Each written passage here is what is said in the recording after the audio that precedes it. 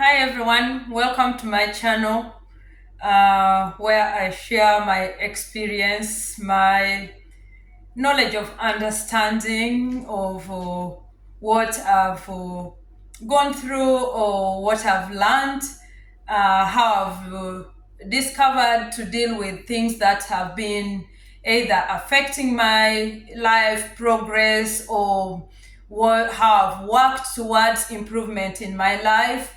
And with that for today, I would like to share about something that I've really worked on to really improve on my life, and that is self-negative talk.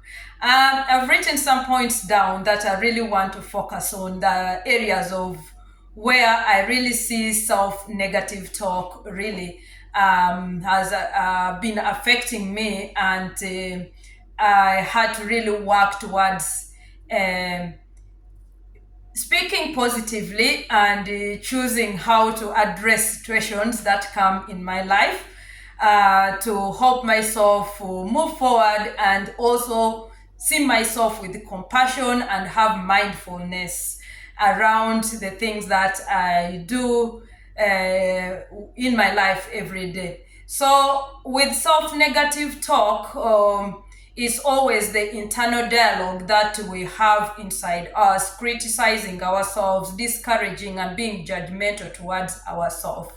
And there are two types of where we criticize ourselves. It can be we are criticizing ourselves based to the environment, which can be global criticism, or yeah, and we have the internal self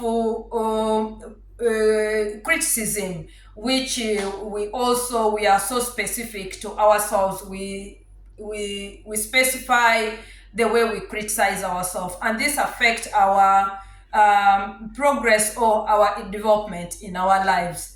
So, where I see the global criticism is where it involves making sweeping negative statements about ourselves, or and this applies broadly on the entire character or identity or ability. For example, I'm a person who lives outside my country. So maybe if I don't achieve something, then I start criticizing myself and blaming that, oh, maybe because I'm a person from this background. Of course, there are some other external forces or things that you might not be able to avoid being a foreigner. But regardless, I think for me, I've not experienced anything to do with being criticized because of my identity. But of course, maybe it could be done, but not really shown to me openly.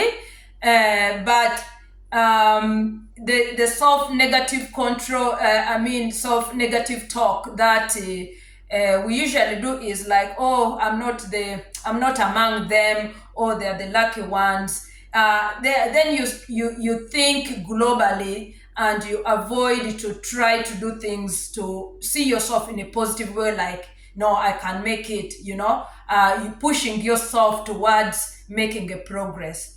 And always we make a statement, for example, um, I'm a failure, or I will never make it, or I will never be good enough. You try to think that you will never be good enough, and yet you're able, if you give yourself the opportunity and you see yourself with the positive talk towards whatever you're doing, you push yourself and encourage yourself. So these statements tend to focus on permanent, unchangeable, or aspects of oneself. Like, you don't want to change, you don't want to make a difference in your life, so you make it like it's a permanent statement that no, there's no any other way, that's how it is. So it has characteristics like you generalize yourself, you make a generalized statements towards yourself. Like, I will always, I will never, I'm not, or they leave little room for flexibility. You leave little room for flexibility.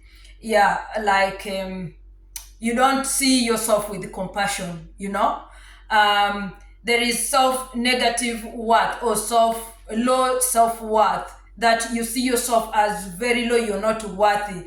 These thoughts are tied to a deeper sense of inadequacy or shame, affecting how a person views their worth or value. You see yourself like you're not worthy, you don't have value, and yet we all have values as individuals. So these are things that every individual needs to work on, and it is something also I worked on to really improve, to be to the level where I am, that now I'm able to come and share my views, my experience here to on this platform.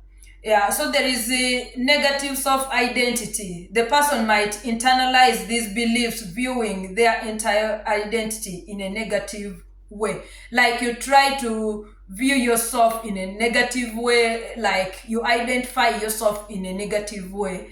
That does not give room for any progress or for any compassion towards yourself. Then we have the specific self-criticism, which is specified to oneself. Like you target a particular action or mistakes or situations that has occurred before, and you say, it was my mistake that incident occurred. So you really negatively blame yourself. It could happen because it was a mistake, unless you've done it several times. It's I would say you make a mistake once, and if you do it again and again, then it is a habit. So there you've made it as a habit. But if you make a mistake at once and you don't want to push for improvement, then you're really condemning yourself. Then for example, it can be I messed up that presentation. It could be a presentation, so you keep really focusing on that. I shouldn't have said that. Yes, there are some things that maybe you said it and you realized it afterwards, but you need to work towards improvement. You need to really be compassionate to yourself and work towards not doing the same thing, by helping yourself to learn and progress. Yeah, so this the self negative talk, the specific self criticism has its characteristics, which are event-based thinking. Like, as I said, of presentation, the negative talk is often focused on a single event or a task. You did this only once, but then you focus on it as though you've been doing it all the time. So you need to give yourself room for improvement. You did once, so you shouldn't blame yourself. We learn by mistake. We all fail. Many people who have tried on this earth or on this world to build so many things. I usually give sometimes examples with people who have built rockets and all this. They send it up, it crashes. They never give up. Yes, they made some mistakes, so they correct it. How do I now approach it? How can we make it better? How can I make it better? That's the way to go. You don't just begin condemning yourself negatively. So self-blame.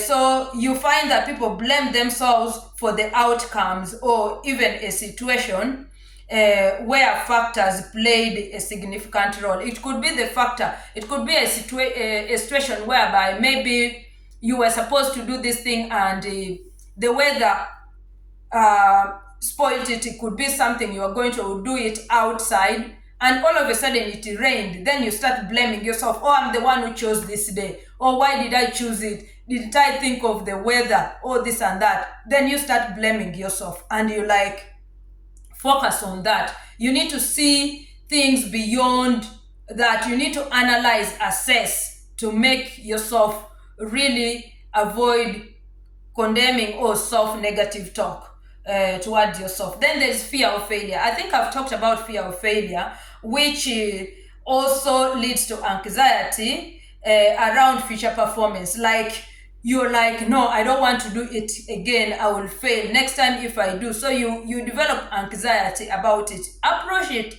Have a growth mindset. to approach it. Don't have the fixed mindset because you don't want to try and fail. You fear to fail. So with the growth mindset, you're able to meet the challenge again and find a way of coming with another skill to solve the problem.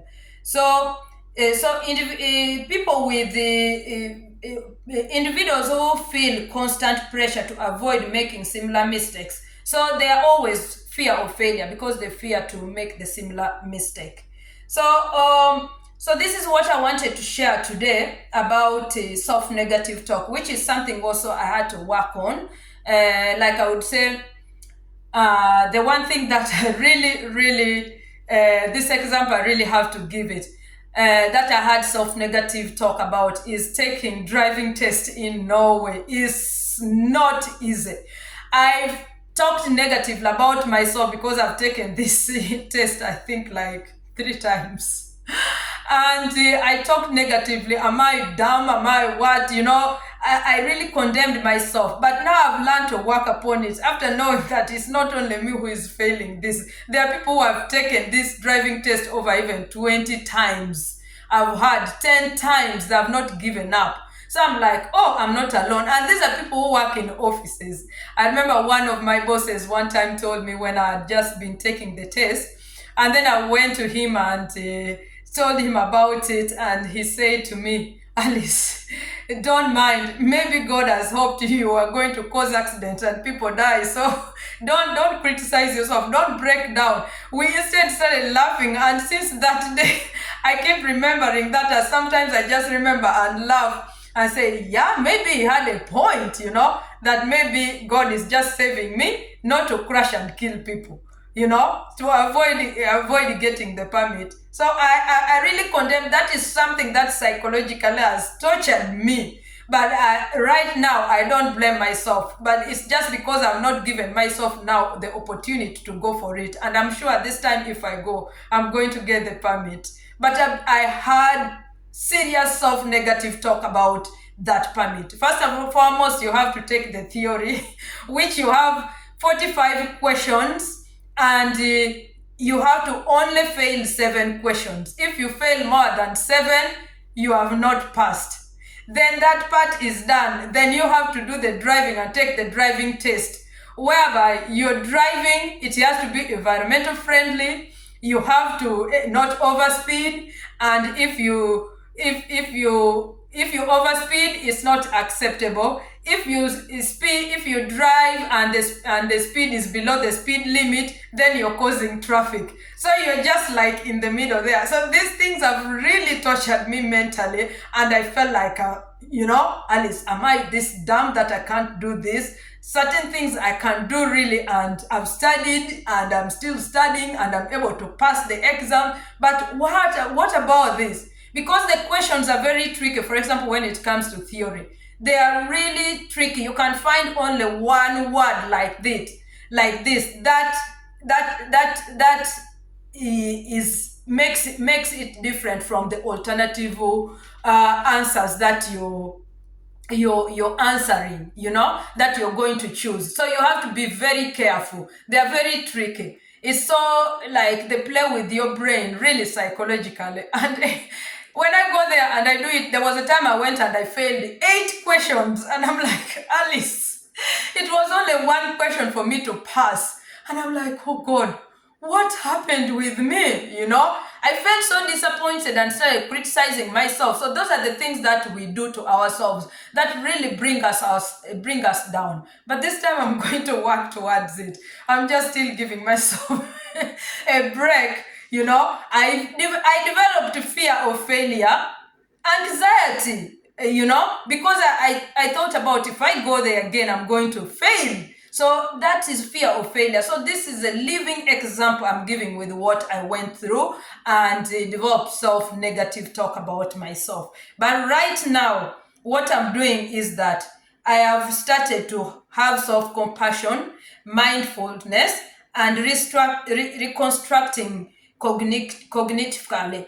I have like cognitive reconstructing way that I'm doing to help me to get out of the circle of negative talk. and foster a healthy self-esteem in me.